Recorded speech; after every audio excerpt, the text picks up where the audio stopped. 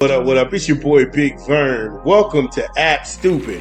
We are in season 7.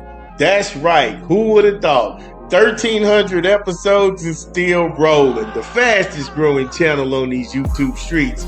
We get it in from college basketball to college football. We also talk some pro football and some pro basketball, giving you intake and also giving you some game things you might not have known.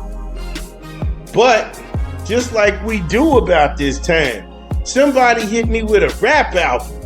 It's your boy Big Vern. It's your boy Big Vern coming to you live from the App Stupid Studios, and we pushing a new rap album this month. J. Cole, The Fall Off, in stores now. Get it where you legally consume it, whether it be Apple Music, Google Play, or Spotify. My personal favorites on the track, side 1, because this is a double album. I got 2-6, safety's crazy. Run a train, J. Cole is that dude. Legacy, bounce roll blues, drum and bass. Man, we was popping it just a minute ago, and my guy was like, yo, I don't even hear a drum or a bass, and this thing that's how high. It's just levels. It's levels to the rap game, and Jay is that dude. Lonely at the top, the bonus track, then side 2, you got Full Off, The Inevitable, The Villains, Man Up Above, I Love Her Again. Oh man, that's like an in runaround to the Common. I used to love her before he changed his name to Common, and he used to be Common Sense from Chicago. Get out of here. And Ocean Way. J. Cole, Fall Off, in stores now.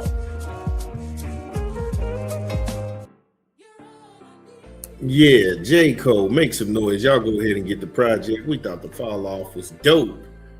Happy Monday. Happy Monday to everybody. It's your boy Big Vern. We got an action-packed show for you. Not going to hold you. We're going to start with Sherone Moore. He got a plea deal. And yeah, what happened in this is that when he took the plea deal, it avoided him getting criminal charges and felony charges. Now, he got him knocked down to 2 misdemeanors. He also admitted no contest to malicious use of telecommunications device in a domestic situation, and trespassing. Because you all know when we read the indictment, it was saying that it really talked about trespass. It was like entering without breaking. And I'm just like, so that means that she had to let him in when he came by. That was weird. Now, this led to the dismissal of 3 of the more serious charges: 3rd-degree home invasion, stalking, and breaking and entering. Now, he has to go to court April the 14th for sentencing. And what is he facing when he shows up in court? The malicious use of a telecommunications device, that's a domestic situation, carries $1,000 fine and up to 6 months in jail.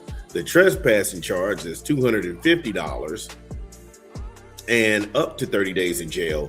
So this is all going to account for nothing but $1,200 bucks, $1,250 to the courts. I don't even know if it's taxed.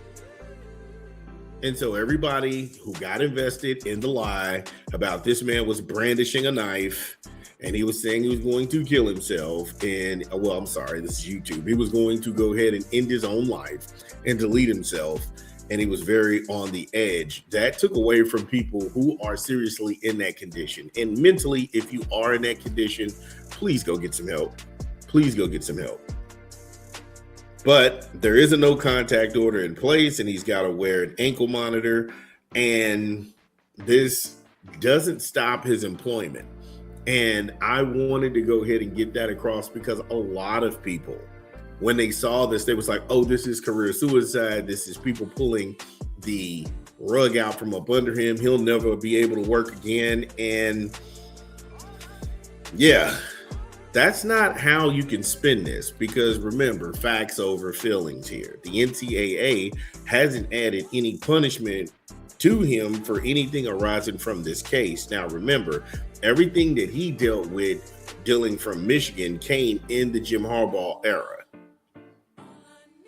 And I will remind people is that Jim Harbaugh evaded justice from the NCAA. He's got a show cause ban for a decade.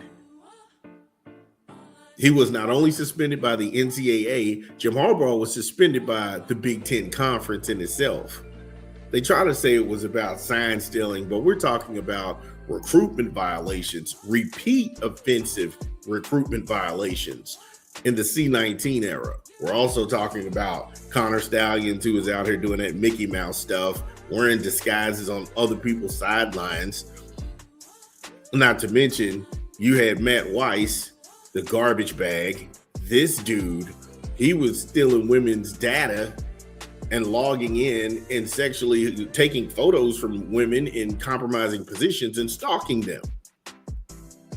All of this is documented. Nothing I am saying should be news to anybody.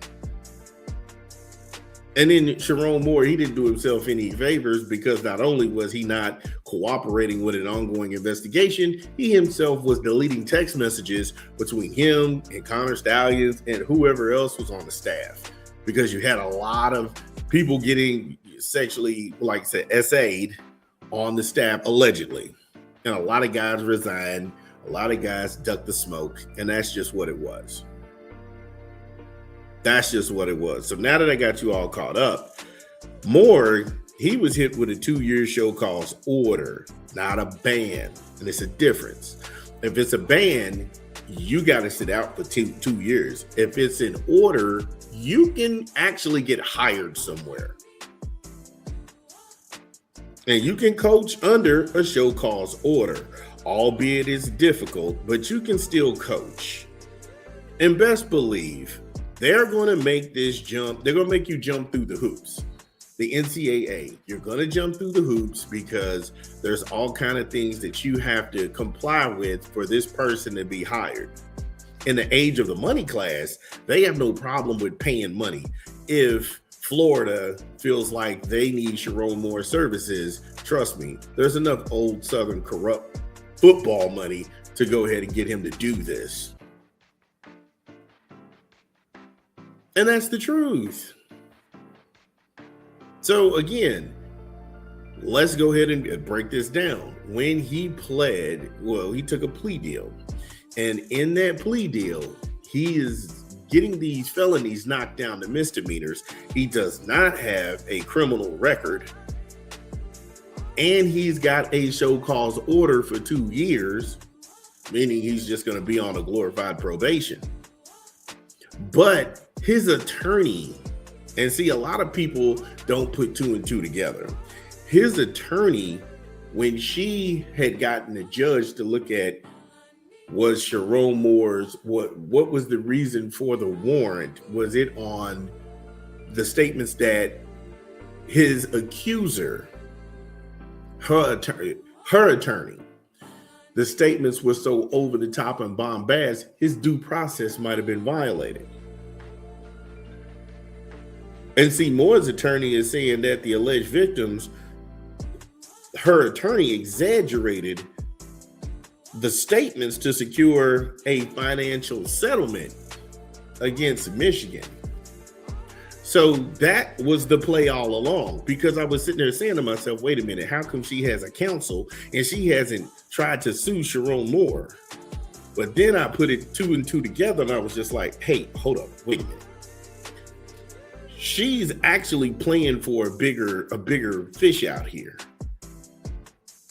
Those statements were given to her attorney. So her attorney communicated those to the magistrate, and they were to corroborate a bigger case against Michigan. And that's why she made these statements. But again, Sherone Moore isn't suing Michigan. But his attorney is saying that the victim's attorney, or alleged victim, her attorney, is putting things together because they want a bigger fish. They want a big play. And if that's the case, they got a lot of people wrapped up and involved in nothing.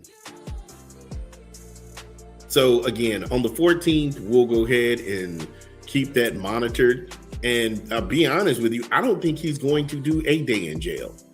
I think he's going to go ahead and pay his fine, and they're going to call it time served, and he'll be on probation for 2 years, and in about 6 months he'll have another job in college football. That's just how I see this working out. But if you got something different, you know the drill. Yeah, it's your boy Big Vern.